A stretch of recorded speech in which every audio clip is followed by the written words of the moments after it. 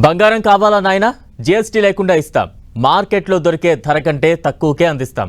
ఈ మాటలు నమ్మారో అంతే. ఇక కొంత డబ్బు కలిసొస్తుందని ఆశపడితే నిలువున మోసపోయినట్లే.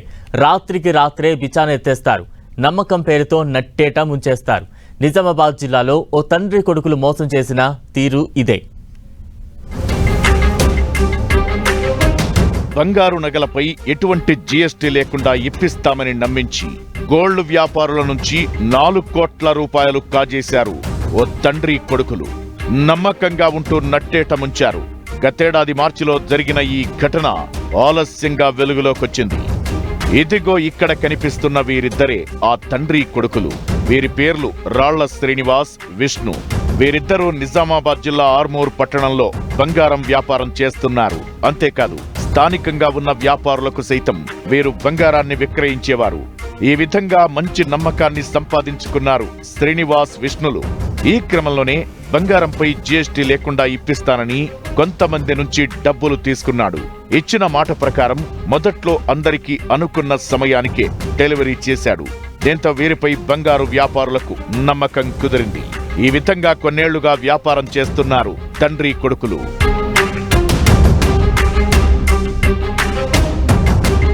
గతేడాది మార్చిలో శ్రీనివాస్, విష్ణులకు ఆర్మూరుకు చెందిన వ్యాపారి కోమన్పల్లి శ్రీనివాస్ 600 గ్రాముల బంగారం కోసం 54 లక్షల రూపాయలను ఇచ్చాడు. ఇతడే కాదు, మరికొంతమంది సైతం వీరికి భారీ మొత్తంలో డబ్బులు అందించారు. అవి సుమారు 4 కోట్ల వరకు ఉంటాయని తెలుస్తోంది. అప్పటి వరకు జనాల్లో మంచి నమ్మకాన్ని సంపాదించుకున్న శ్రీనివాస్, విష్ణులు తమ మోసపు బుద్ధి చూపే సమయం వచ్చిందని భావించారు. దాంతో ఆర్మూర్ నుంచి బిచానా ఎత్తేశారు. షాపులను అమ్ముకుని రాత్రికి రాత్రే పరారయ్యారు. దీంతో ఆ సమయంలోనే పోలీసులకు కోమన్పల్లి శ్రీనివాస్ ఫిర్యాదు చేశాడు.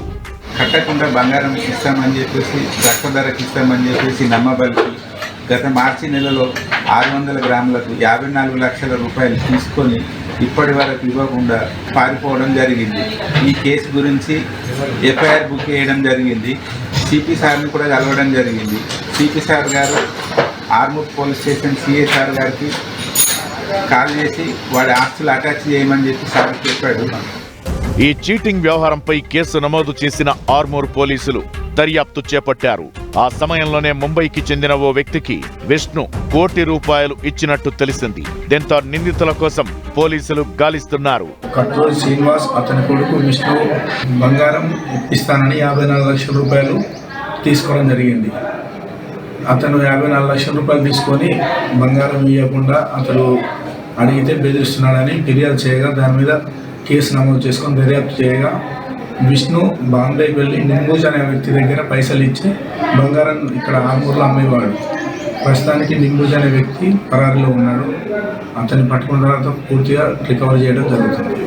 శ్రీనివాస్, విష్ణులు నమ్మకంగా ఉంటూ తమను నిలువుగా మోసం చేశారని బాధితులు వాపోతున్నారు. వీలైనంత త్వరగా నిందితులను అరెస్టు చేసి తమకు న్యాయం చేయాలని కోరుతున్నారు.